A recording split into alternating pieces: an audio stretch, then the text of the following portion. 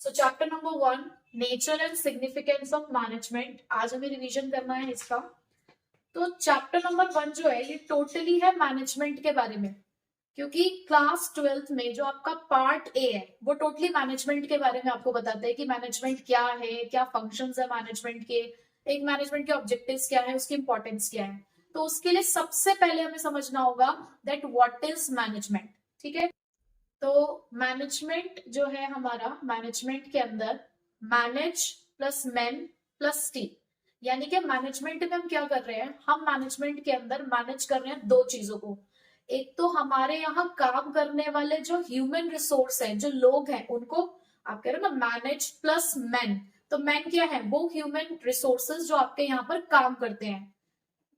हाँ, plus T, T मतलब things, यानी कि जो आपके पास फिजिकल रिसोर्स है, जो इक्विपमेंट है, जो मटेरियल है, उन सब चीजों को भी तो मैनेज करने की जरूरत है। तो मैनेजमेंट है किस चीज की प्रोसेस, जहां पर हम वहां पर काम करने वाले लोगों को भी मैनेज करते हैं, प्लस जिस चीज की हेल्प से, जो सामान हम इस्तेमाल कर रहे हैं, जो रिसोर्सेज हम इस्तेमाल कर रहे हैं, जो मटेरियल हम इस्तेमाल कर रहे हैं, हमें उन सब चीजों को भी मैनेज करना है। ठीक है, so management is the process of getting things done. Management किस चीज की प्रोसेस है, पहली बात तो मैनेजमेंट एक प्रोसेस है। प्रोसेस का मतलब क्या होता है, सीरीज ऑफ स्टेप्स है।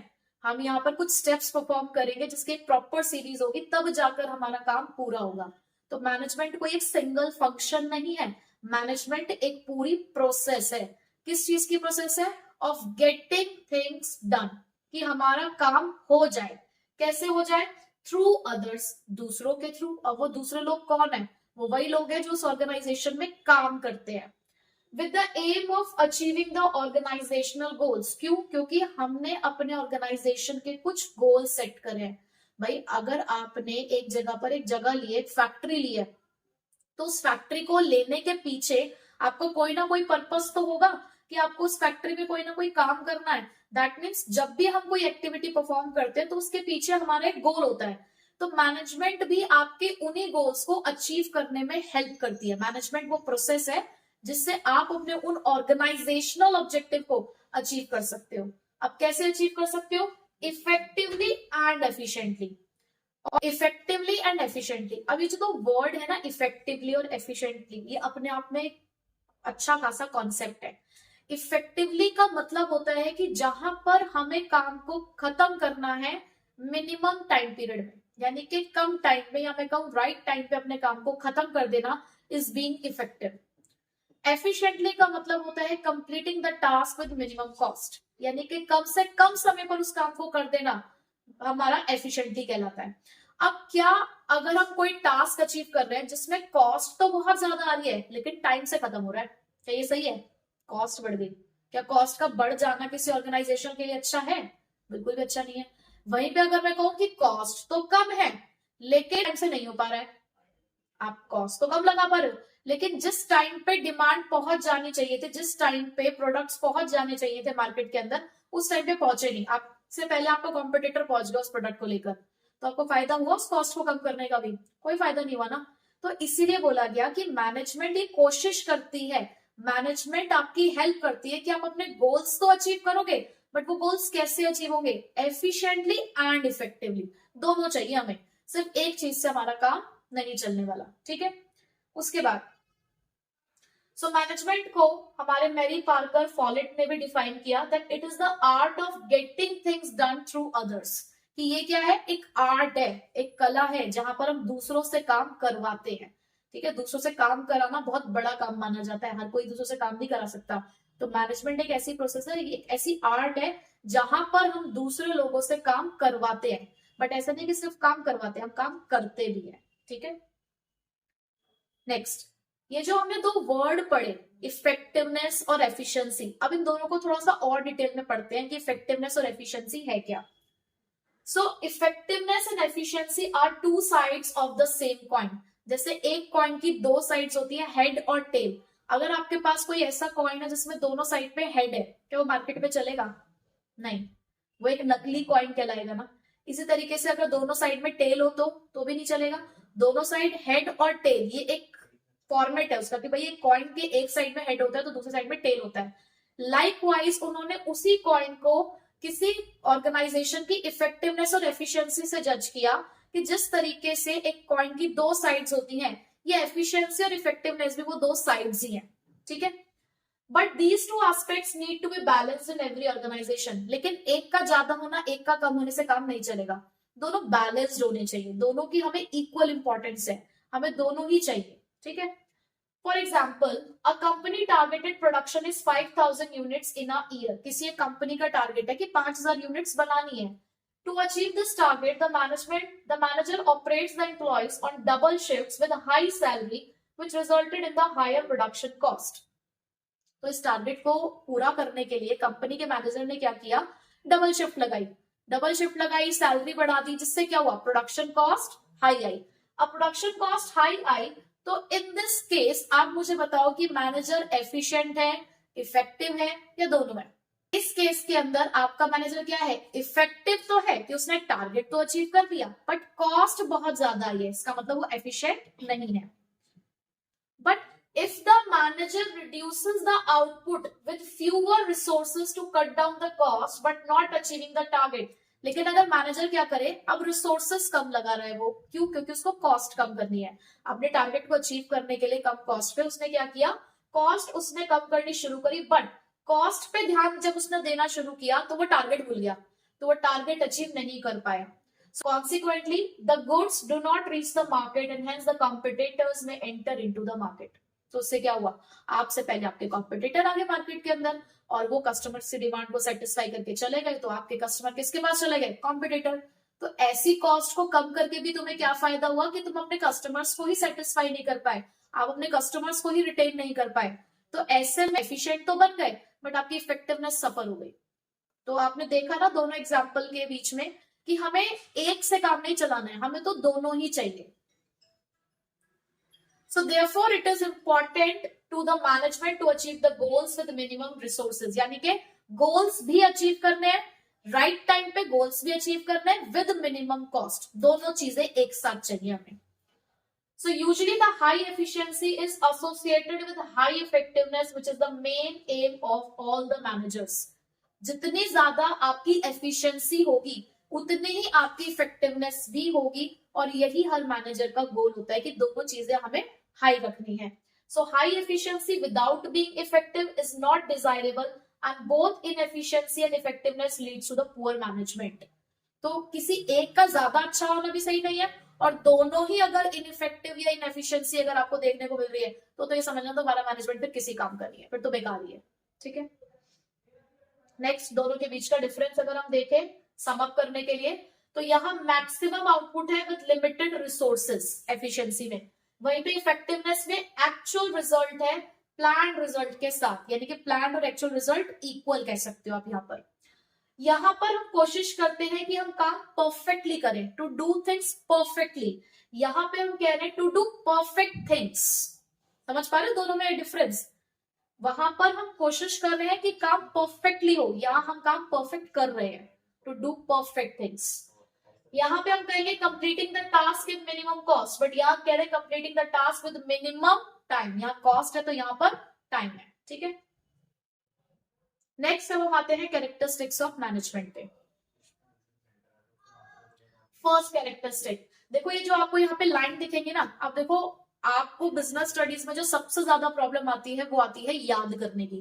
तो बहुत अच्छा तरीका है बिजनेस स्टडीज को याद करने का, सबसे पहले तो हेडिंग्स पे कमांड बनाओ। जब भी आप चैप्टर प्रिपेयर करो सबसे पहले पूरे चैप्टर की हेडिंग याद कर लो, एक माइंड मैप बना के सबसे पहले हर कॉन्सेप्ट की हेडिंग याद करनी है आपको।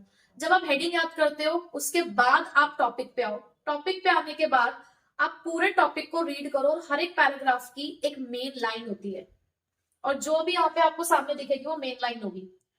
आप आगे का अंदर का कुछ भी खुद से बनाओ related to your heading, but एक लाइन ऐसी होनी चाहिए जो उस टीचर को चाहिए, जिसको देख के वो चेक कर दे, जिसको देखो हाँ उस लाइन को आपने अंडरलाइन भी कर देना है, ताकि टीचर को दिख के अच्छा इसमें ये अंडरलाइन करा हुआ, इसका मतलब इसे पता है कि इसके अंदर क्या लिखना था। तो देखो सबसे पहला हमारे पास कैरेक्टरिस्टिक है गोल ओरिएंटेड। मैनेजमेंट होता ही इसलिए क्योंकि एक गोल है, बिना गोल के कोई मैनेजमेंट ही नहीं है। Goal is the basic reason for the existence of management. अगर कोई गोल है तो मैनेजमेंट है, गोल नहीं है तो मैनेजमेंट भी नहीं है। आप हर छोटे से छोटी एक्टिविटी को भी देख लो, अगर कोई गोल है तो ही उस चीज को मैनेज किया जा रहा है, कोई गोल ही नहीं है तो मैनेजमेंट की जरूरत भी नहीं है।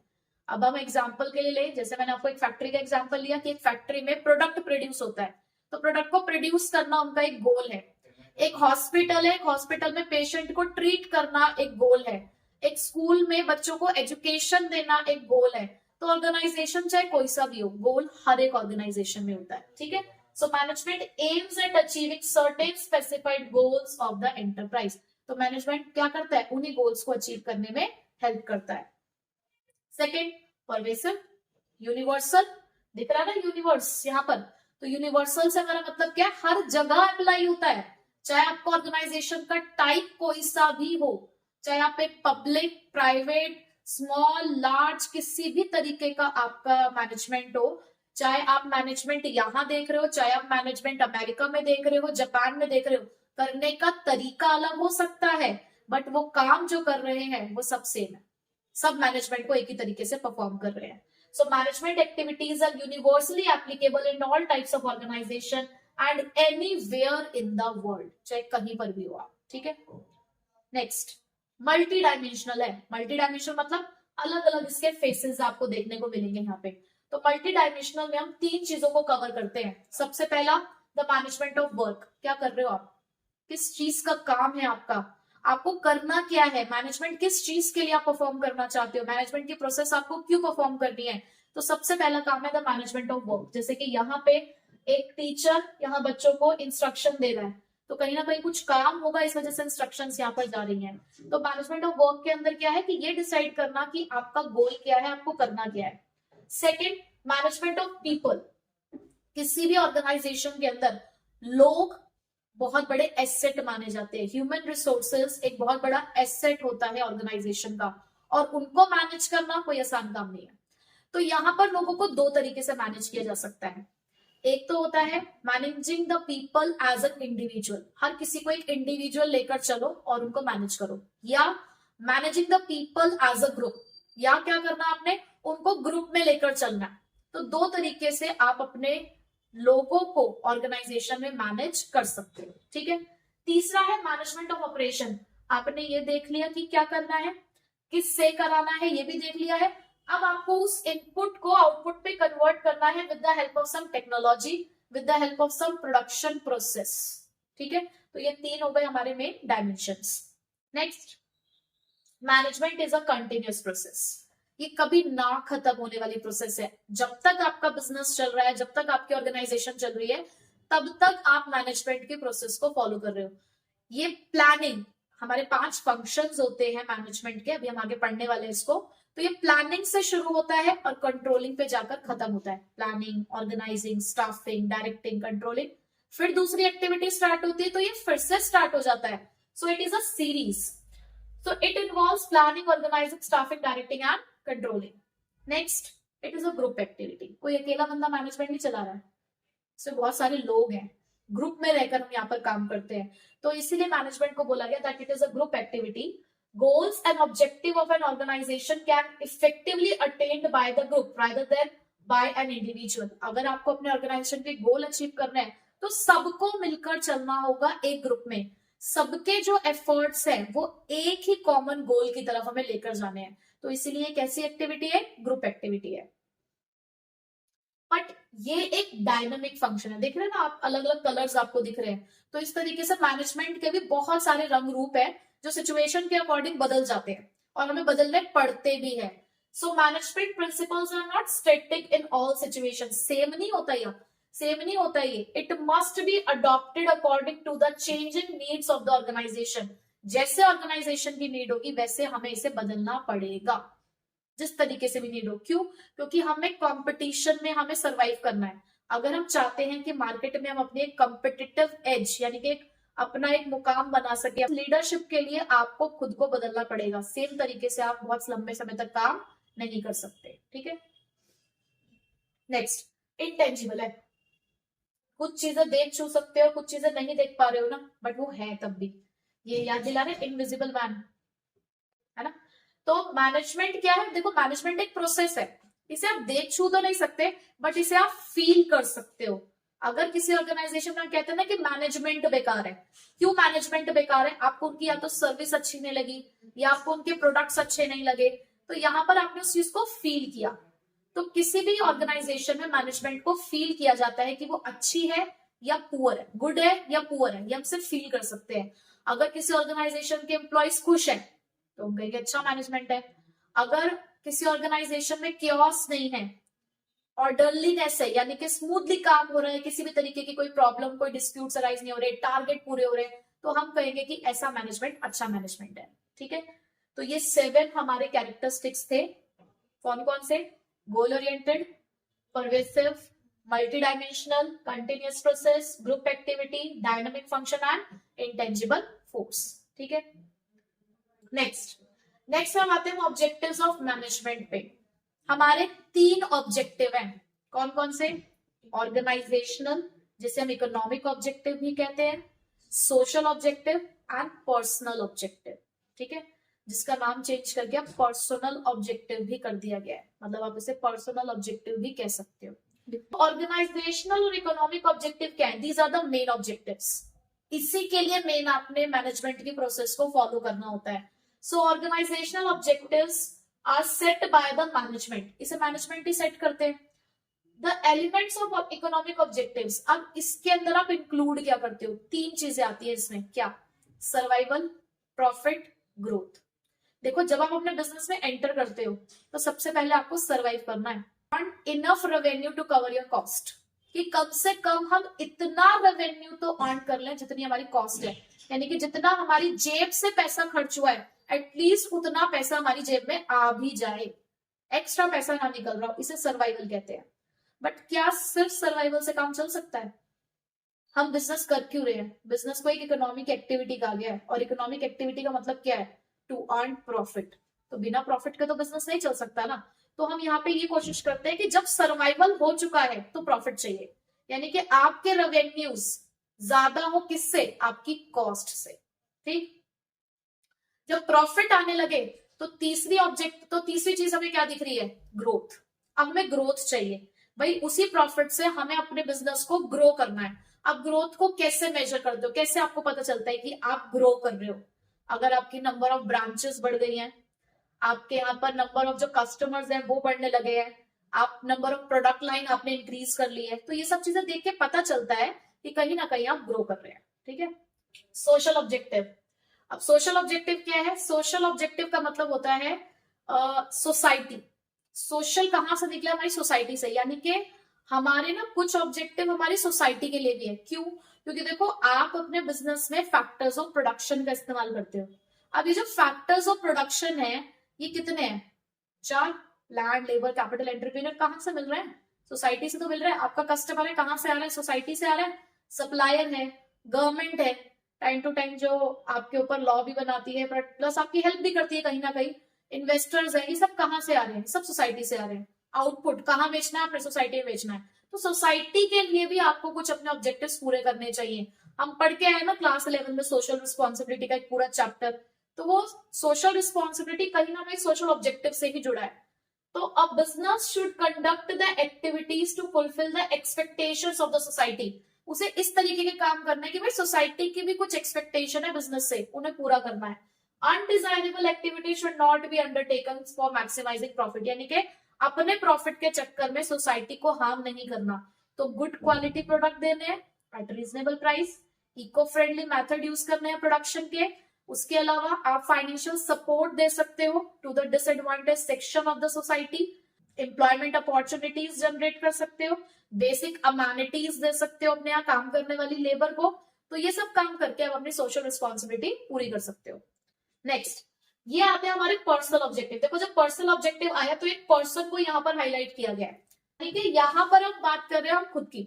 अब तक हमने ऑर्गेनाइजेशन की बात कर ली, हमने पूरी सोसाइटी की बात कर ली, बट हम कहाँ हैं? हम यहाँ हैं। तो यहाँ पे पर्सनल ऑब्जेक्टिव के अंदर 3 तरीके की नीड एक एम्प्लॉय चाहता है पूरी करना। कौन कौन सी? पहली नीड है फाइनेंशियल नीड, दूसरी नीड है सोशल नीड, और तीसरी है हायर लेवल नीड। जब फाइनेंशियल नीड की बात करते हैं तो हम बात करते हैं सैलरी की। पर्क्स मतलब इंसेंटिव्स, हमारे काम से जुड़े इंसेंटिव्स। दूसरा social need, peer recognition, group में पहचान, ऑर्गेनाइजेशन में एक पहचान चाहिए हमें अपनी, हम अपने एक पहचान बनाना चाहते हैं ऑर्गेनाइजेशन के अंदर। तीसरा द हायर लेवल नीड, जहां हम अपने करियर ग्रोथ के बारे में बात करते हैं, ठीक है। तो ये तीन नीड्स एक पर्सनल एक्सपेक्ट करता है अपने ऑर्गेनाइजेशन से कि वो उसकी हेल्प करें कि वो अपनी नीड्स को पूरा कर सके। बट कभी भी किसी भी एम्प्लॉय को सिर्फ और सिर्फ अपने पर्सनल ऑब्जेक्टिव पर ही फोकस नहीं करना। इस तरीके से ऑर्गेनाइजेशन ऑब्जेक्टिव पूरे होने चाहिए कि पर्सनल नीड भी पूरी हो जाए। कैसे? ऑर्गेनाइजेशन ने एक ऑब्जेक्टिव सेट किया कि हमें 1000 यूनिट का टारगेट अचीव करना है 1 मंथ में, और एक मैनेजर को बता दिया, और उस मैनेजर को बोला कि अगर आपने 1000 यूनिट का टारगेट अचीव कर लिया तो आपको हम प्रमोट कर देंगे टू द नेक्स्ट लेवल। अब अगर ये टारगेट अचीव हो जाता है तो ऑर्गेनाइजेशन का काम भी हो गया और उस मैनेजर का काम भी हो गया। तो इस तरीके से ऑब्जेक्टिव्स को पूरा करना चाहिए। So management must reconcile, reconcile का मतलब क्या? दोनों को एक साथ लेकर आना है। Personal goals with organisation objective to have the harmony in the organisation, ताकि सुख शांति से सारा काम हो जाए, दोनों चीजें मिलजुल कर ऑर्गेनाइजेशन ऑब्जेक्टिव भी पूरे हो जाए और पर्सनल ऑब्जेक्टिव भी, ठीक है। Next, importance of management. अब इंपॉर्टेंस ऑफ मैनेजमेंट में फर्स्ट पॉइंट है हमारे पास helps in achieving group goals. हमने अभी कैरेक्टरिस्टिक्स में ये पढ़ा कि मैनेजमेंट एक ग्रुप एक्टिविटी है। अगर ये ग्रुप एक्टिविटी है दैट मीन्स यहाँ पर ग्रुप गोल्स भी होंगे। तो मैनेजमेंट हेल्प करते हैं अपने एम्प्लॉयज की, मैनेजमेंट प्रोसेस की हेल्प से हम ग्रुप गोल्स अचीव कर सकते हैं। So proper management of all the individual is an organization is very in an organization is very essential for the accomplishment of the organizational objective। यानी कि सभी individuals को प्रॉपर मैनेज करना बहुत जरूरी है अगर आपको अपने ऑर्गेनाइजेशन ऑब्जेक्टिव पूरे करने हैं तो।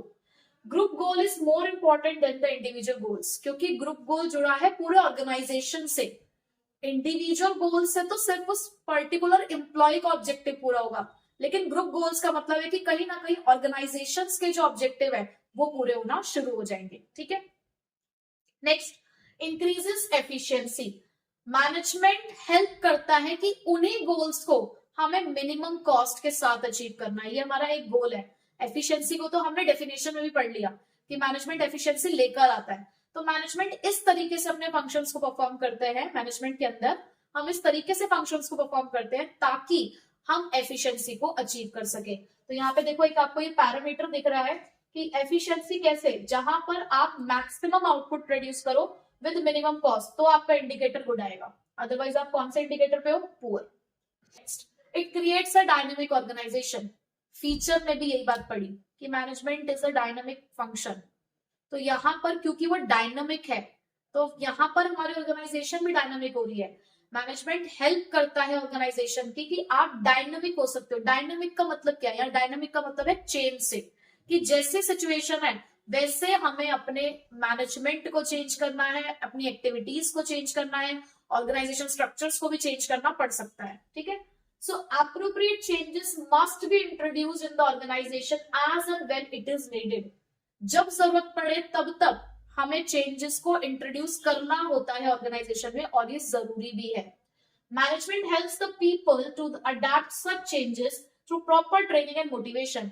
तो मैनेजमेंट अपने यहाँ काम करने वाले एम्प्लॉयज की हेल्प करता है कि किस तरीके से वो उस टेक्नोलॉजी को, सपोज करो कि हम ऑर्गेनाइजेशन में एक नई टेक्नोलॉजी लेकर आ रहे हैं, तो क्या होता है कि जब भी कोई नई चीज आती है ना तो रेसिस्टेंस आता है। रेसिस्टेंस मतलब अपोजिशन, लोग अपोज करते हैं, क्योंकि लोग जब कंफर्टेबल हो जाते हैं ना तो वो अपनी चीज को छोड़ना नहीं चाहते।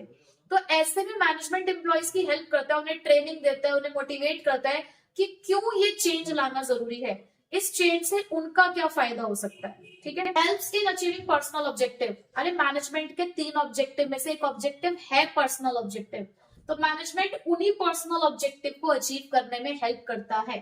Along with the organisational objective, individual members in the team should be able to achieve their personal goals।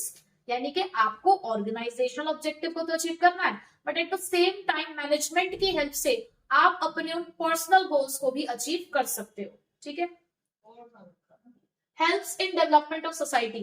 ये वाला पॉइंट अगर आपको याद करना है तो आप सोशल ऑब्जेक्टिव याद कर दो। आप जो पॉइंट सोशल ऑब्जेक्टिव में लिखते हो वही पॉइंट आप यहाँ लिख सकते हो, क्योंकि वो भी सोसाइटी से जुड़े हैं। तो मैनेजमेंट हेल्प करता है सिर्फ ऑर्गेनाइजेशन के डेवलपमेंट में नहीं, सोसाइटी के डेवलपमेंट में भी। वही गुड क्वालिटी प्रोडक्ट्स प्रोवाइड कराकर, रीजनेबल कॉस्ट पे, इको फ्रेंडली मेथड यूज करके, एम्प्लॉयमेंट अपॉर्चुनिटीज क्रिएट करके सोसाइटी का डेवलपमेंट किया जा सकता है। ठीक है, तो ये 5 इंपॉर्टेंस है हमारी मैनेजमेंट की।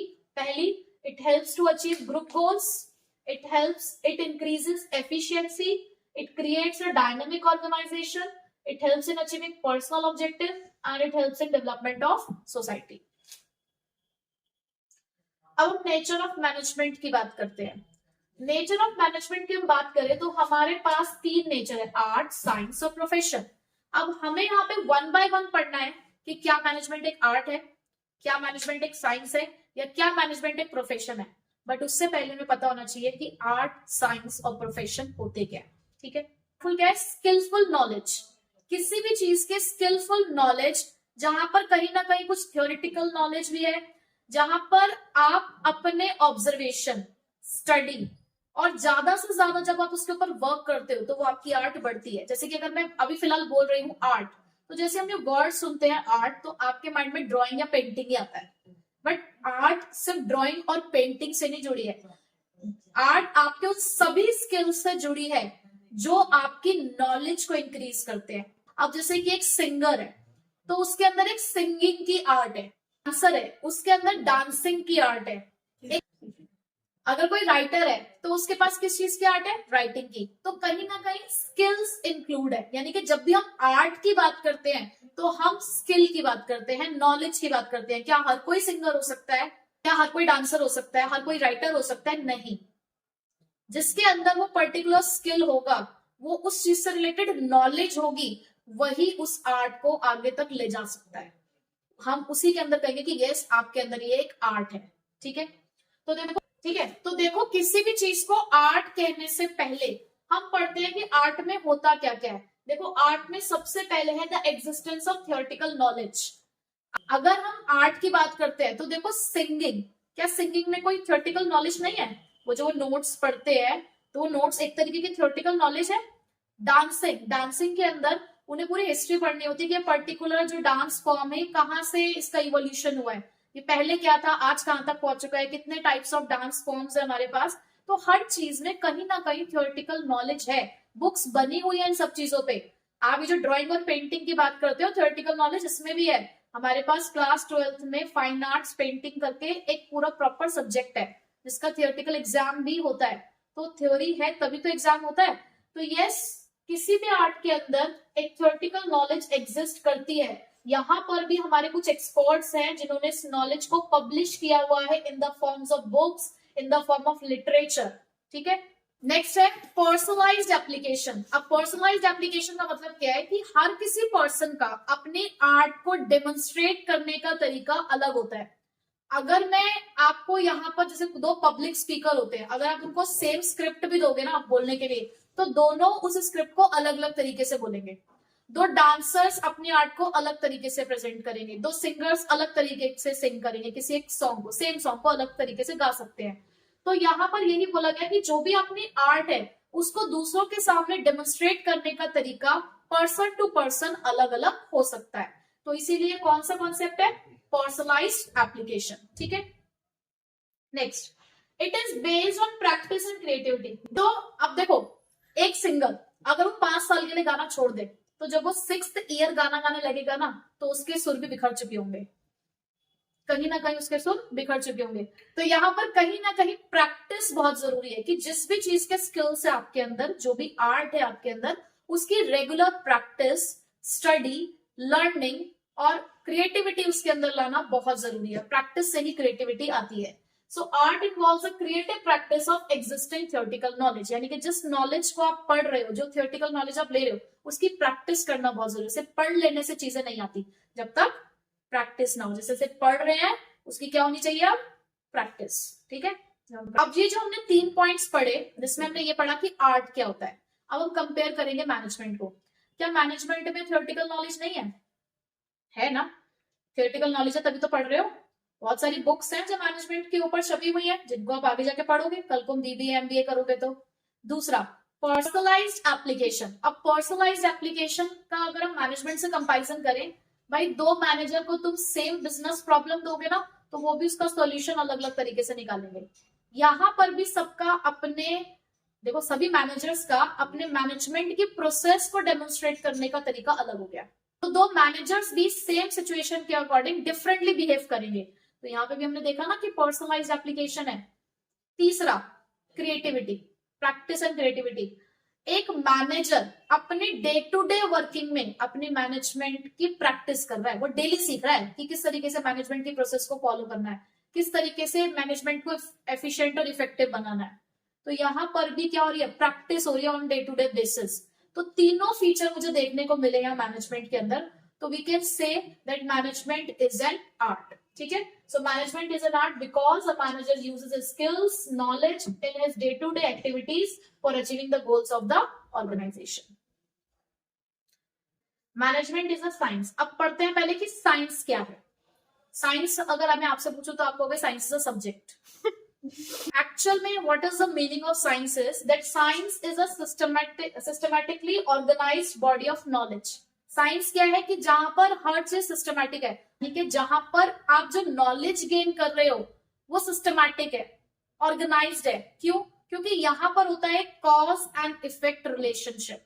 कॉज एंड इफेक्ट रिलेशनशिप मतलब कि अगर यहाँ पे कुछ भी हो रहा है तो उसका एक कारण है और उस कारण की वजह से कुछ इफेक्ट निकल कर आ रहा है। हम बहुत सिंपल सा अगर एक एग्जांपल लें ग्रेविटेशनल फोर्स की, हम कहते हैं कि किसी भी चीज को अगर उछाला जाता है ऊपर तो हमेशा नीचे गिरती है। क्यों नीचे गिरती है? उसका कारण क्या है? Gravitational force. ठीक है, यानी कि अगर एक ऑब्जेक्ट नीचे गिर रहा है तो वो इफेक्ट है। किस चीज का इफेक्ट है? जिसका कॉज क्या है? Gravitational force. इसी तरीके से मैनेजमेंट के अंदर भी कॉज एंड इफेक्ट रिलेशनशिप हो सकता है। Features of science. अब 3 फीचर्स हमारे पास साइंस के। एक तो उसकी डेफिनेशन से निकला है, सिस्टमेटाइज्ड बॉडी ऑफ नॉलेज। दूसरा है प्रिंसिपल बेस्ड ऑन एक्सपेरिमेंटेशन और तीसरा है यूनिवर्सल वैलिडिटी। देखो यहाँ तो हमने पढ़ लिया कि क्यों ये सिस्टमेटाइज्ड बॉडी ऑफ नॉलेज है, क्योंकि यहाँ पर कॉज एंड इफेक्ट रिलेशनशिप है। दूसरा प्रिंसिपल बेस्ड ऑन एक्सपेरिमेंटेशन। कोई रातों रात थोड़ी ना साइंस के प्रिंसिपल्स बने, एक्सपेरिमेंट्स होते हैं, लेबोरेटरी में टेस्टिंग होती है, आउटकम्स मेजर किए जाते हैं, चेक किए जाते हैं, फाइंडिंग्स होती हैं, तब जाकर हम कहते हैं कि yes this is a principle और दिस इज अ लॉ। ठीक है, यानी कि आप हर चीज साइंस की प्रूफ कर सकते हो और हर जगह पर इसका आउटकम भी सेम है। और जस्ट बिकॉज इसका आउटकम सेम है तो इसको क्या मिली हुई है? Universal validity.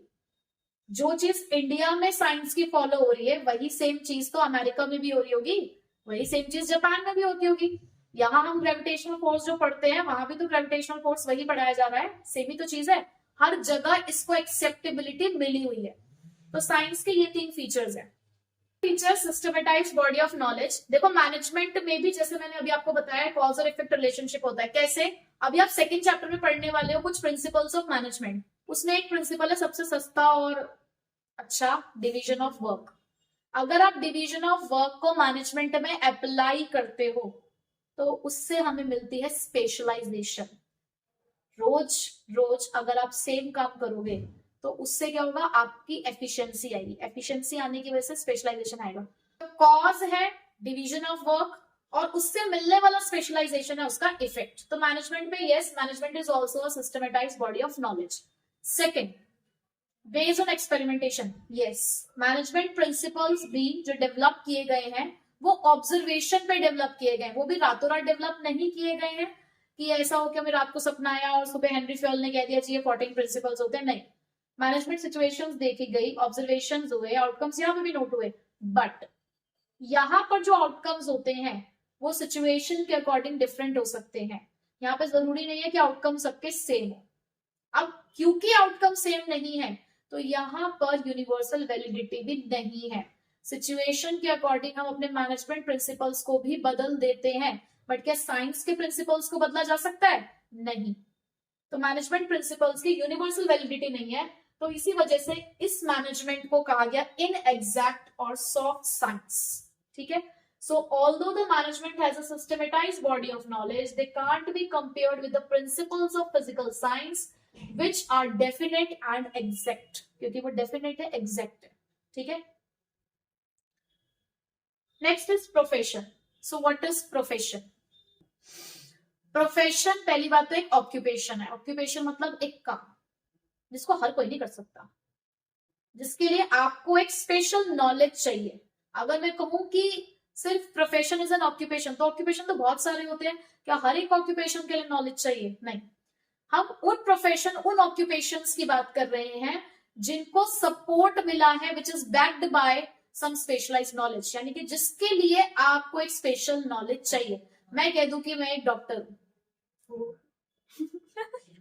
हाँ मैं इलाज कर सकती हूँ, मैं एक डॉक्टर हूँ, ठीक है, मान लिया तुम लोगों ने, हाँ तो बहुत अच्छे हो यार, मान लिया, फिर इलाज कराने आ जाओ। दवाई दो। हाँ तो दवाई दे भी दूंगी, कल को कुछ होगा तो कहना नहीं, कल को कुछ होगा तो सीधे होगा ना अपनी डिग्री दिखाओ। आपने कहा ना किसी को भी हम जब डॉक्टर माइंड में आता है तो आता है ना मुन्ना भाई एमबीबीएस, एमबीबीएस होना चाहिए, मतलब डॉक्टर के लिए हम कहते हैं ना कि एमबीबीएस की डिग्री। मैं कहूँ मैं एक लॉयर हूँ, तो कैसे प्रूव कर रही हूँ कि मैं एक लॉयर हूँ? डिबेट करके मेरे पास, हाँ बुक दिखा दूँ, मेरे पास एलएलबी की डिग्री होनी चाहिए, ठीक है। तो यहाँ पर जब भी आप किसी प्रोफेशन की बात करते हो तो कहीं ना कहीं एक नॉलेज आ रही है, एक डिग्री आ रही है जिसे हमें लेना जरूरी है। तो एक प्रोफेशन क्या है? It is an occupation backed by some specialised knowledge, जिसकी आपको ट्रेनिंग लेनी पड़ती है, and to which entry is regulated, जहां पर एंट्री भी रिस्ट्रिक्टेड है, and by a representative body, यानी कि कोई एक ऑर्गेनाइजेशन है जो आपको उसमें एंटर करने से रोकता है। पहले आपको कुछ उनके क्राइटेरियाज पूरे करने होते हैं, तब जाकर आपको उस प्रोफेशन में एंट्री मिलती है, ठीक है। अब देखते हैं मैनेजमेंट प्रोफेशन है या नहीं, तो उससे पहले फीचर्स देखते हैं प्रोफेशन के। सबसे पहले well defined body of knowledge, जितने भी प्रोफेशंस हैं उनके ऊपर बुक्स हैं, जर्नल्स हैं, इंस्टीट्यूशंस में उन्हें पढ़ाया जाता है, यानी कि वेल डिफाइंड है, everything is well defined and it is developed by some experts. Next, restricted entry. देखो अगर आप प्रोफेशन की बात करो तो जितने भी प्रोफेशंस हैं उनमें एंट्री रिस्ट्रिक्टेड है। कैसे रिस्ट्रिक्टेड है? बाय सम एग्जामिनेशन, कुछ आपको एग्जामिनेशन देना होता है, क्वालिफिकेशन, एलिजिबिलिटीज होते हैं, अगर आप उनको पूरा नहीं करते हो तो आप उसमें एंटर नहीं कर सकते, दैट मीन्स एंट्री रिस्ट्रिक्टेड है। प्रोफेशनल एसोसिएशन, जितने भी आपके प्रोफेशंस हैं सबकी एक प्रोफेशनल बॉडी है। प्रोफेशनल बॉडी मतलब जिसके कोड ऑफ कंडक्ट को हम फॉलो करते हैं। जैसे कि अगर आप लॉयर बनते हो तो लॉयर के लिए bar council of India, CA है, मतलब अगर हमारे एक चार्टेड अकाउंटेंट है तो उसे मेंबर बनना होता है आईसीआई का। तो जितने भी प्रोफेशंस हैं उन सभी की एक प्रोफेशनल बॉडी है जो उस प्रोफेशन से related code of conduct device करता है, जिसको आपको फॉलो करना है, ठीक है। एथिकल कोड ऑफ कंडक्ट, वही प्रोफेशनल बॉडी अपने उस प्रोफेशन के कोड ऑफ कंडक्ट को डेवलप करती है। जब एक पर्सन डॉक्टर बनता है तो उसे ओथ दिलवाई जाती है कि जहां पर भी उनकी फर्स्ट प्रायोरिटी क्या है? उनके पेशेंट का ट्रीटमेंट करना उनके लिए फर्स्ट प्रायोरिटी है एज अ डॉक्टर, ठीक है। तो इस तरीके से हर एक प्रोफेशन के अपने अपने कोड ऑफ कंडक्ट होते हैं। जैसे कि लॉयर का कोड ऑफ कंडक्ट क्या होगा? अपने क्लाइंट को जस्टिस दिलवाना, ठीक है। सर्विस मोटिव, अब जितने भी प्रोफेशनल्स हैं क्या वो कोई सामान बेच रहे हैं? नहीं, वो सर्विसेज देते हैं और उन सर्विसेज के बदले में वो फी चार्ज करते हैं, जितने भी आपके प्रोफेशनल्स हैं, ठीक है। तो ये हमारे पास कुछ 5 पॉइंट्स थे, ये 5 हमारे फीचर्स थे प्रोफेशन के। अब वन बाय वन देखते हैं कि क्या मैनेजमेंट में ये फीचर्स हैं। पहला, well defined body of knowledge. Management के ऊपर भी तो बुक्स हैं, मैनेजमेंट के ऊपर भी तो जर्नल्स हैं, मैनेजमेंट को भी तो इंस्टीट्यूशन से पढ़ाया जाता है। ऑल इंडिया मैनेजमेंट इंस्टीट्यूशन है ना हमारे पास, तो ऐसे बहुत सारे इंस्टीट्यूशन है जहां पर मैनेजमेंट को पढ़ाया जाता है। तो yes, well defined body of knowledge है। Second, restricted entry. क्या मैनेजमेंट में एंट्री रिस्ट्रिक्टेड है? कुछ जगह पर है, कुछ जगह पर नहीं है। बहुत सी ऐसी यूनिवर्सिटीज हैं जो आपसे एंट्रेंस एग्जाम लेती है। जैसे आप बीबीए में एंटर करना चाहते हो, किसी भी मैनेजमेंट कोर्स में अगर आपको एंट्री लेनी है तो कुछ यूनिवर्सिटीज उसका प्रॉपर एक एग्जाम लेती हैं, बट कुछ यूनिवर्सिटीज के अंदर आपको डायरेक्ट एडमिशन भी मिल जाता है। रिस्ट्रिक्टेड एंट्री का जो पॉइंट है वो पूरी तरीके से यहाँ पर पूरा नहीं होता, यानी कि मैनेजमेंट में रिस्ट्रिक्टेड एंट्री पार्शियली है, ठीक है। प्रोफेशनल एसोसिएशन, देखो हमारे पास है ऑल इंडिया मैनेजमेंट एसोसिएशन जो इसके लिए कोड ऑफ कंडक्ट बनाता है, जो इसको कंट्रोल करता है, बट ऐसा कोई प्रोफेशनल बॉडी जैसा इसको स्टेटस नहीं मिला हुआ है। ऐसी कोई प्रोफेशनल बॉडी नहीं है जिसका मेंबर बनना कंपलसरी हो to be in that profession. Management के अंदर ऐसा कोई भी प्रोफेशनल बॉडी नहीं है। अगर आप लॉयर हो तो आपको बार काउंसिल ऑफ इंडिया का मेंबर बनना कंपलसरी है, बट ऐसा यहां नहीं है कि ऐसी कोई प्रोफेशनल बॉडी बनी हुई हो जिसका मेंबर बनना हमारे लिए जरूरी है, ठीक है। एथिकल कोड ऑफ कंडक्ट, अब जब कोई प्रोफेशनल बॉडी नहीं है तो एथिकल कोड ऑफ कंडक्ट कहां से आएंगे? हर एक ऑर्गेनाइजेशन अपने according ethical code of conduct design करता है, ठीक है। यानी कि कोई universal ethical code of conduct नहीं है। जितने भी प्रोफेशंस हैं वो तो बाउंडेड है कोड ऑफ कंडक्ट से, यानी कि how to behave in that profession, but management में ऐसे कोई भी एथिकल कोड ऑफ कंडक्ट नहीं बने हुए हैं, ठीक है। Next, service motive. बिल्कुल सही बात है कि प्रोफेशनल्स की तरह जो हमारे मैनेजमेंट पीपल होते हैं वो भी सर्विसेज दे रहे हैं, बट यहां पर जो मैनेजमेंट पर्संस हैं वो कहीं ना कहीं आज भी सैलरी चार्ज करते हैं इंस्टेड ऑफ फी, यानी कि उनका जो रेम्यूनरेशन है आज भी वो सैलरी बेसिस है। कुछ जगह पर फी है तो कुछ जगह पर सैलरी है। तो अगर मैं इन पांचों फीचर से कंपेयर करूं तो कहीं ना कहीं मैनेजमेंट के अंदर प्रोफेशंस के कुछ फीचर्स प्रेजेंट नहीं है।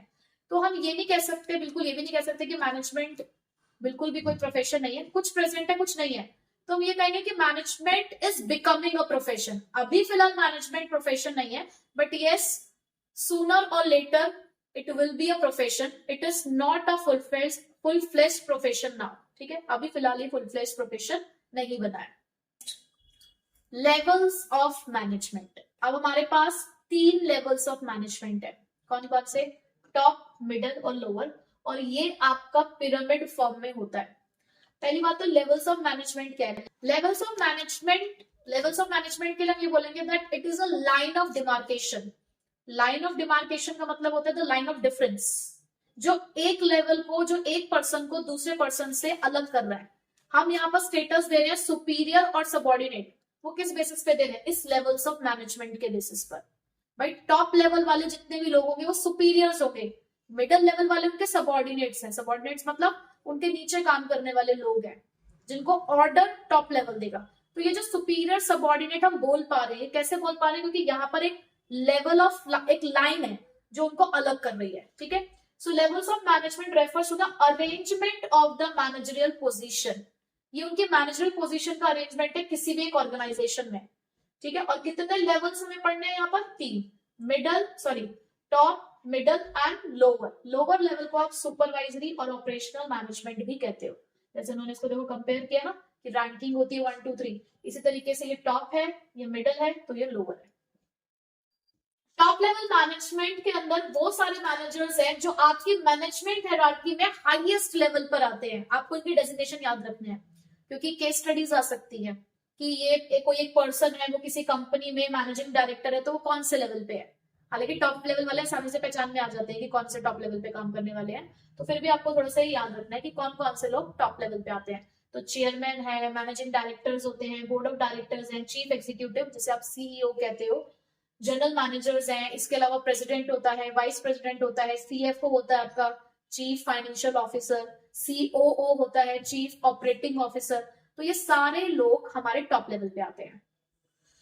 अब इनका काम क्या होता है? This level is responsible for framing the business policy. ये मेन काम है इनका। क्या बनाते हैं ये कंपनीज के लिए, अपने बिजनेस के लिए, ये अपने ऑर्गेनाइजेशन के लिए क्या बनाते हैं? पॉलिसीज, और लेते हैं मेजर डिसीजन। इनके जितने भी फंक्शंस हैं वो एडमिनिस्ट्रेटिव लेवल के हैं, यानी कि मैनेजर फंक्शन से ज्यादा एडमिनिस्ट्रेशन, यानी कि होते हैं ना नींव संभालने का काम कर रहे हैं, अपने बिजनेस को मजबूत बनाने का काम कर रहे हैं। तो इनके मेन फंक्शंस क्या है? ऑब्जेक्टिव्स बनाना, प्लान्स और पॉलिसीज बनाना, अलग अलग डिपार्टमेंट्स को इंस्ट्रक्शंस देना। जितने भी मिडिल लेवल के एग्जीक्यूटिव्स हैं उनको अपॉइंट यही करते हैं। एक्टिविटीज में कोऑर्डिनेशन लेकर आना, डिपार्टमेंट्स को कंट्रोल करना, बाहर वालों के साथ रिलेशनशिप मेंटेन करना। और मैं यहाँ एक और पॉइंट ऐड करूंगी कि यहाँ पर रिसोर्सेस को, बिजनेस रिसोर्सेस अरेंज करना भी इन्हीं का काम है, ठीक। मिडिल लेवल मैनेजमेंट, इस लेवल के अंदर जितने भी डिपार्टमेंटल हेड्स हैं, अब देखो टॉप लेवल पे हमारे कुछ लोग हो गए, उसके बाद मिडिल लेवल पे अब अलग अलग डिपार्टमेंट्स बना दिए जाते हैं। अब उन डिपार्टमेंट्स को संभालने के लिए भी तो कोई चाहिए। जैसे आप अपने स्कूल को देखा करो, स्कूल के अंदर कुछ आपके स्कूल के अंदर प्रिंसिपल है, वाइस प्रिंसिपल है, डायरेक्टर है, चेयरमैन है, ये मेन लोग हो गए ना टॉप लेवल के। उसके बाद आते हैं आपके टीचर्स। तो टीचर्स कौन लोग हो गए? मिडिल लेवल मैनेजर्स, जिनको अलग अलग क्लासेस अलॉट कर दी गई। जैसे हर क्लास का होता है ना क्लास टीचर, तो क्लास टीचर कौन है? डिपार्टमेंटल हेड हो गया, जिसके अंडर बहुत सारे लोग काम कर रहे हैं, ठीक है। तो यहाँ पर ये जो डिपार्टमेंटल हेड्स हैं ये हमारे मिडिल लेवल का पार्ट है। ये रिसीव करते हैं ऑर्डर और इंस्ट्रक्शन टॉप लेवल से और उसको पास ऑन कहाँ करेंगे, लोअर लेवल पे। यानी कि हम सुन के आए प्रिंसिपल से, फिर वही बड़ा हमने निकाली तुम पर, ठीक है। This managers are responsible for executing the plans formulated by the top management. यानी कि ये जो मैनेजर्स हैं ये उन प्लान्स को अचीव करने के लिए रिस्पॉन्सिबल है जो टॉप लेवल ने बनाया है।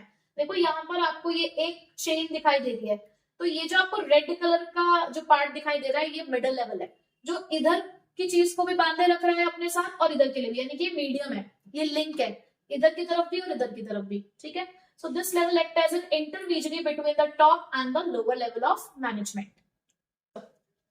अब यहाँ पर पहला है closer watch on day to day result, यानी कि डे टू डे कौन सी एक्टिविटीज परफॉर्म करी जा रही है उस पर नजर रखेंगे। पार्टिसिपेट इन ऑपरेटिंग डिसीजन, यानी कि जो भी यहाँ पर डिसीजन ऑपरेशन से रिलेटेड लिए जा रहे हैं उसमें पार्टिसिपेट करना। पॉलिसीज इंप्लीमेंट करना, देखो अब आप कहोगे कि पॉलिसीज तो आपने वहां बताया था, वहां पे फॉर्मुलेशन होता है, वहां बनाई जाती है, यहाँ उन पर काम किया जाता है, ठीक है। Communicating the policies to the lower level, अब वो जो पॉलिसीज बनाकर हमें बताई गई उसे हम लोअर लेवल को बताएंगे यहाँ। Planning the activities of one department, top level करता है पूरी ऑर्गेनाइजेशन की प्लानिंग, यहाँ पे होती है डिपार्टमेंटल प्लानिंग। जो लोअर लेवल पे काम करने वाले मैनेजर्स हैं उनको डायरेक्शन देना, उनकी परफॉर्मेंस को इवैल्यूएट करना, टॉप लेवल को रिपोर्ट करना, अदर डिपार्टमेंट के साथ कॉपरेट करना, अपने एम्प्लॉयज को मोटिवेट करते रहना उनकी परफॉर्मेंस के लिए, ये सारा काम मिडल लेवल का है। लोअर लेवल ऑफ मैनेजमेंट जिसको हम सुपरवाइजरी और ऑपरेशनल मैनेजमेंट भी कहते हैं, तो यहाँ पर आते हैं आपके foreman, supervisors, finance and account officer, sales officer.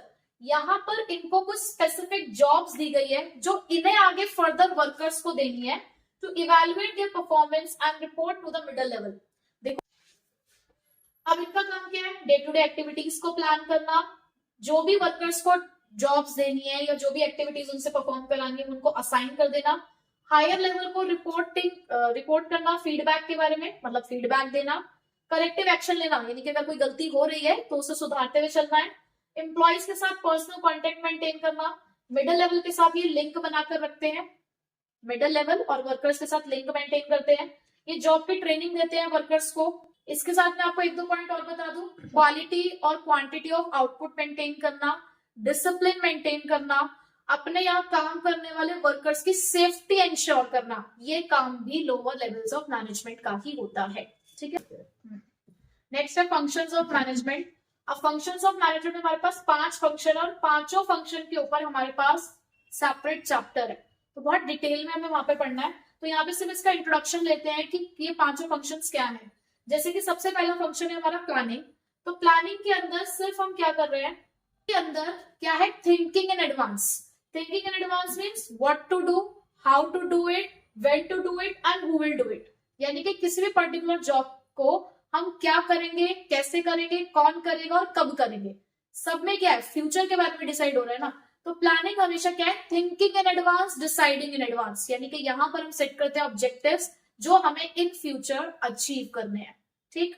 Next organising. Organising जुड़ा है कि आपने ये तो सोच लिया कि आपको क्या करना है, आपने प्लानिंग तो कर ली, आपने एडवांस में थिंकिंग तो कर ली है, ऑब्जेक्टिव तो सेट कर लिए हैं, बट उसको अचीव कैसे करोगे, लोगों से करोगे ना। तो यहाँ पे हमें करना होता है establishing the relationship. Organising is the process of establishing the relationship. यहाँ पर हम लोगों को अथॉरिटी और रिस्पॉन्सिबिलिटी सौंपते हैं, यहाँ पर लोगों को अथॉरिटी डेलीगेट करते हैं, रिलेशनशिप्स को डिफाइन करते हैं। क्यों, क्योंकि हमें करने हैं ना कुछ ऑर्गेनाइजेशन ऑब्जेक्टिव्स अचीव, जो हमने कहा डिसाइड किया है, प्लानिंग के अंदर। स्टाफिंग। स्टाफिंग का मतलब क्या है, सिंपल लैंग्वेज में putting the right person for the right job eight right time. एक सही समय पर सही व्यक्ति को सही काम सौंप देना ही प्रॉपर स्टाफिंग कहलाता है, ठीक है। तो स्टाफिंग का मतलब क्या है, जहां पर हम राइट पर्सन दे रहे हैं राइट जॉब के लिए राइट टाइम पर। Next directing. डायरेक्टिंग का मतलब क्या है, इंस्ट्रक्शंस देना, गाइड करना, मोटिवेट करना, काउंसिल करना। क्योंकि देखो कोई भी एक्टिविटी बिना डायरेक्शन के अधूरी है। आपने प्लान बना के छोड़ दिए, आपने रिपोर्टिंग रिलेशनशिप्स बना दिए हैं, आपने स्टाफ अपना पूरा रख लिया है, लेकिन वो काम कब शुरू करेगा, अब तक काम शुरू थोड़ी हुआ है। एक्शंस जो है वो इनिशिएट कब होंगे, जब डायरेक्शन मिलेगी। तो डायरेक्टिंग आपके एक्शंस को परफॉर्म करता है, यानी कि जो आपने सोचा है उस पर काम डायरेक्टिंग में आकर ही शुरू होता है। That's why it is also known as the heart of the management. Next, controlling. अब डायरेक्शन आ चुकी है, काम शुरू हो चुका है, लेकिन गलतियां भी तो होंगी ना. तो उन गलतियों को सुधारने के लिए पता होना चाहिए कि सोचा क्या था और हुआ क्या. सोचा क्या और हुआ क्या, उसके लिए कौन सा फंक्शन है? कंट्रोलिंग. तो controlling is the function of measurement of actual performance with standard performance. ठीक है. Coordination, the essence of management. Coordination है, कोऑर्डिनेशन एक ऐसा फंक्शन आप कह सकते हो जो मैनेजमेंट के हर एक फंक्शन के अंदर है. ये जो 5 फंक्शन है हमारे मैनेजमेंट के, planning, organising, staffing, directing, controlling, इन 5 फंक्शन को एक और चीज की जरूरत है, विच इज कोऑर्डिनेशन. ठीक है. तो कोऑर्डिनेशन को कहा गया कि ये एक बाइंडिंग फोर्स है. बाइंडिंग फोर्स क्यों? क्योंकि ये सारे फंक्शंस को एक साथ बांधे रखता है. इसको थ्रेड इन अ गार्लैंड से भी कंपेयर किया गया कि जैसे एक माला के अंदर एक धागा होता है जो सभी फूलों को आपस में पिरो कर रखता है, कि अगर धागा टूट गया तो फूल बिखर जाएंगे ना. लाइकवाइज कोऑर्डिनेशन अगर फंक्शंस में नहीं होगा तो फंक्शंस का कोई यूज नहीं है, हमारे वो फंक्शंस जो है वो ऑब्जेक्टिव अचीव नहीं करने देंगे.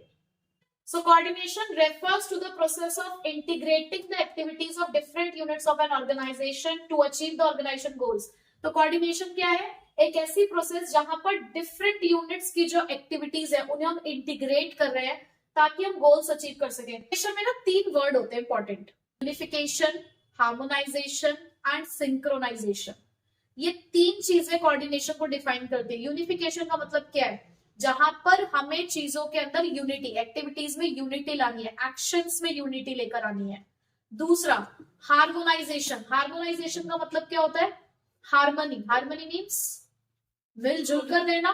सिंक्रोनाइजेशन का मतलब होता है एक प्रॉपर ऑर्डर, एक प्रॉपर ऑर्डर में, एक प्रॉपर सीक्वेंस में काम करना, उसे हम सिंक्रोनाइजेशन कहते हैं. तो कोऑर्डिनेशन इन 3 वर्ड से डिफाइन किया जाता है. Coordination is needed in all the functions of management. Coordination हमें हर फंक्शन में चाहिए, हर लेवल पे चाहिए, तो इसीलिए कोऑर्डिनेशन को एसेंस ऑफ मैनेजमेंट कहा गया. कैरेक्टरिस्टिक्स ऑफ कोऑर्डिनेशन में अब पहला पॉइंट है इंटीग्रेशन. हमने डेफिनेशन में ही पढ़ लिया है कि कोऑर्डिनेशन क्या लेकर आता है? इंटीग्रेशन. कोऑर्डिनेशन क्या करता है? एक्टिविटीज को integrate. So it refers to the unification of all the unrelated activity or the diverse interest which must be brought together so as to accomplish the work effectively. तो coordination क्या करता है कि अगर अलग अलग जगह पर एक्टिविटीज जा रही है, भाई देखो अलग अलग जगह पर बहते हुए जाओगे तो कुछ भी नहीं हो पाएगा. तो हमें क्या करना है? सबको समेटना है, एक साथ लेकर आना है. तो हमें क्या करना है? सभी एक्टिविटीज को यूनिफाई करना है, यानी कि एक साथ लेकर आना है. तो यहाँ पर जरूरी है इंटीग्रेशन. तो पहला कोऑर्डिनेशन का कैरेक्टरिस्टिक भी है integrating the activities in the organization. Next, unity of action. Coordination helps to maintain the unity among the activities of one department with that of another. देखो अगर एक डिपार्टमेंट अलग चलेगा, दूसरा अलग चलेगा तो ऑब्जेक्टिव अचीव ही नहीं हो पाएगा. सेल्स वाला प्रोडक्शन वाले की बात नहीं सुनेगा, मार्केटिंग की नहीं सुनेगा, फाइनेंस डिपार्टमेंट की नहीं सुनेगा, तो काम नहीं चल सकता. For example, purchase department should purchase the enough material which are necessary for the production department. Imbalance between these 2 departments will cause the loss to the organization. भाई परचेज डिपार्टमेंट को कैसे पता चलेगा कि कितना सामान चाहिए? जो प्रोडक्शन डिपार्टमेंट बताएगा कि वो कितना बनाने जा रहे हैं. प्रोडक्शन वाले को कब पता चलेगा कि कितना सामान बनाना है? जब सेल्स वाले बताएंगे कि डिमांड कितनी है, मार्केटिंग वाले बताएंगे कि कितनी डिमांड अराइज हो रही है. आपस में सारे इंटर रिलेटेड है. अगर एक भी दूसरे के साथ नहीं चलेगा तो काम नहीं होने वाला है. ठीक है. इम्बैलेंस नहीं होना चाहिए. कंटिन्यूस है ये भी. मैनेजमेंट क्योंकि एक कंटिन्यूस प्रोसेस है तो कोऑर्डिनेशन भी एक कंटिन्यूस प्रोसेस है. जैसे मैनेजमेंट के 5 फंक्शन एक साथ चलते हैं उसी के साथ साथ कोऑर्डिनेशन भी चलता रहता है. ठीक है. परवेशन, ये भी कोऑर्डिनेशन भी हर लेवल पर चाहिए, हर डिपार्टमेंट को चाहिए, हर सभी लोगों को आपस में कोऑर्डिनेट करने की जरूरत है. टॉप लेवल वाले मिडल के साथ कोऑर्डिनेट करेंगे, मिडल लेवल वाले टॉप एंड लोअर दोनों के साथ कोऑर्डिनेट करेंगे. रिस्पॉन्सिबिलिटी किसी एक लेवल के मैनेजर की रिस्पॉन्सिबिलिटी नहीं है. जो कोऑर्डिनेशन है वो हर लेवल पे काम करने वाले लोगों की रिस्पॉन्सिबिलिटी है. तो हर एक लेवल ऑफ मैनेजमेंट, हर एक लेवल पे जो मैनेजर काम कर रहा है उसकी रिस्पॉन्सिबिलिटी है आपस में कोऑर्डिनेशन एस्टैब्लिश करना. डेलिबरेट. डेलिबरेट का मतलब क्या होता है? डेलिबरेट का मतलब क्या है? अपनी इच्छा. अपनी इच्छा से काम करने को ही तो कहते हैं ना डेलिब्रेशन, डेलिब्रेटली नहीं, इसको उसका उल्टा क्या होगा? इनडेलिब्रेट नॉट डेलिब्रेट।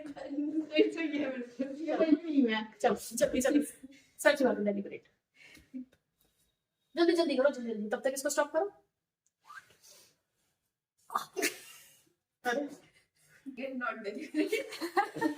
गलत थोड़ी बताया मैंने।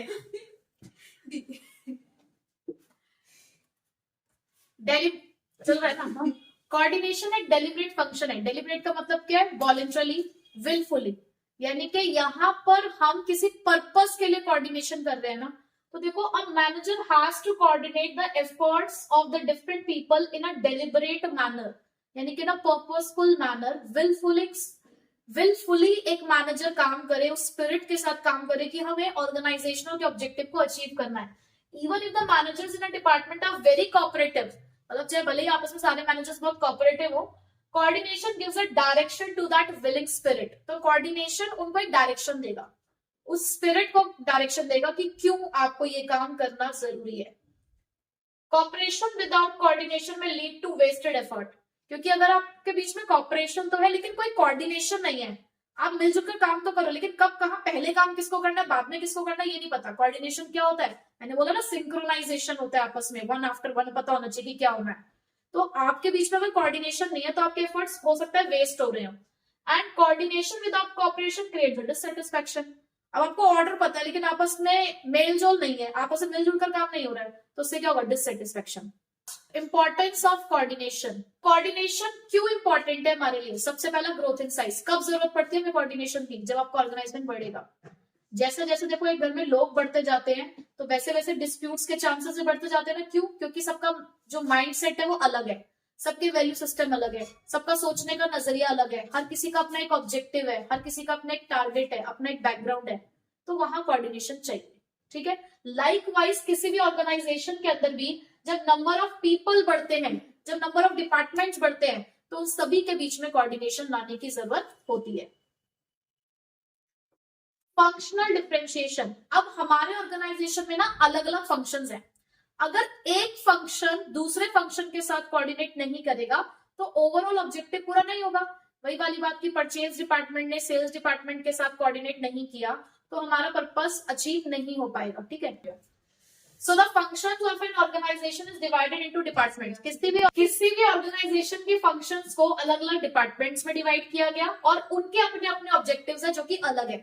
So marketing department may try to increase the sales volume by offering 10% discount, यानी कि हो सकता है एक मार्केटिंग मैनेजर कहता है मार्केटिंग डिपार्टमेंट कि हम सेल्स बढ़ाना चाहते हैं, कैसे? हम 10% का डिस्काउंट देंगे।